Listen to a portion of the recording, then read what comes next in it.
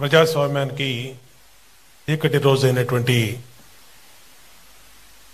Emergency declare చేసినటువంటి ఈరోజు 50 సంవత్సరాలు పూర్తి చేసుకున్నటువంటి సందర్భంలో ఒక్కసారి ఆనాటి చీకటి రోజుల్ని మళ్ళా భవిష్యత్ తరాల్లో ఎప్పుడూ కూడా మనకి అటువంటి పరిస్థితులు భవిష్యత్ తరాల్లో మన వారసులకు కూడా ఎదురు కాకూడదనే ఉద్దేశంతో ఈ రోజున దేశవ్యాప్తంగా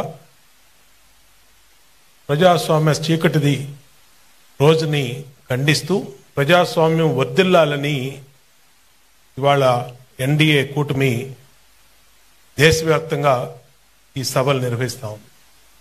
ఆ రోజు ఎప్పుడూ చూడనటువంటి పరిస్థితులు చరిత్రలో ఆ రోజున మాకు చిన్న వయసు కానీ మాకు ఊహ అప్పుడప్పుడు తెలుస్తున్న రోజులు కానీ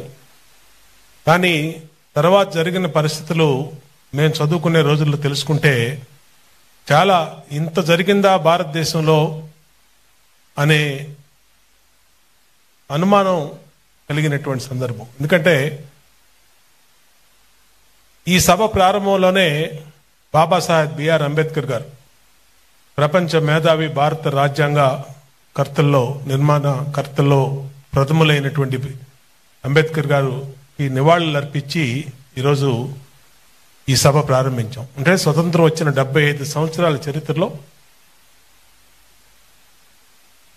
ఎమర్జెన్సీ అనే చీకటి రోజులు తప్పితే ఎప్పుడు కూడా మన భారతదేశం ఎక్కడ ప్రజాస్వామ్య వ్యవస్థలో అంబేద్కర్ గారి ఆశీస్సులతో ఆయన ఆశయాలతో ఆయన రాసినటువంటి రాజ్యాంగం వల్ల అందరం అన్ని వర్గాలు అందరం కూడా అన్ని ప్రాంతాలు కూడా సుఖ సంతోషాలతో ఉన్నటువంటి పరిస్థితి. అటువంటి పరిస్థితుల్లో ఒక నిరంకుశ ధోరణితో ఇందాక చెప్పారు నాకన్నా ముందు పాకిస్తాన్లో కానీ బంగ్లాదేశ్లో కానీ శ్రీలంకలో కానీ ఎటువంటి పరిస్థితులు జరిగినాయి. ఈ 75 సంవత్సరాల చరిత్రలో భారతదేశంలో ఒక్క సంఘటన కూడా ఆ పరిస్థితులు రాలేదు. ఒక్క ఎమర్జెన్సీ అనే చీకటి రోజులు తప్పితే ఆనాటి పరిస్థితులు గుర్తెచ్చుకుంటే పత్రికా స్వేచ్ఛ లేదు, వాక్ స్వాతంత్రం లేదు, రేడియో లేవు.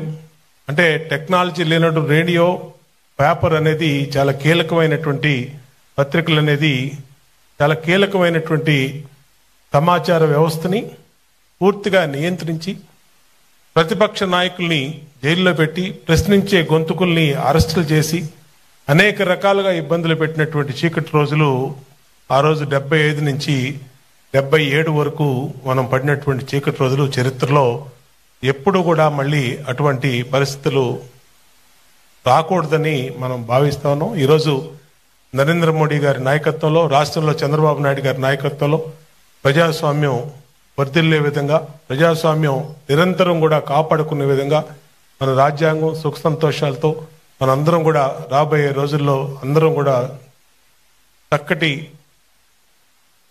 పరిపాలనలో బాగుండాలని గత 5 సంవత్సరాల్లో ఏదైతే మన రాష్ట్రంలో కూడా అనేక చీకటి రోజులు జరిగినాయో అలాంటి పరిపాలనలు మళ్ళీ భవిష్యత్తులో రాకుండా అందరం కూడా బాగుండాలని కోరుకుంటూ ఈ కార్యక్రమానికి ఇచ్చేసిన అందరికీ అలాగే ముఖ్యంగా గౌరవ ముఖ్యమంత్రి వర్యులు చంద్రబాబు నాయుడు గారికి హృదయపూర్వక నమస్కారాలు తెలియజేస్తూ సెలవు తీసుకుంటాం.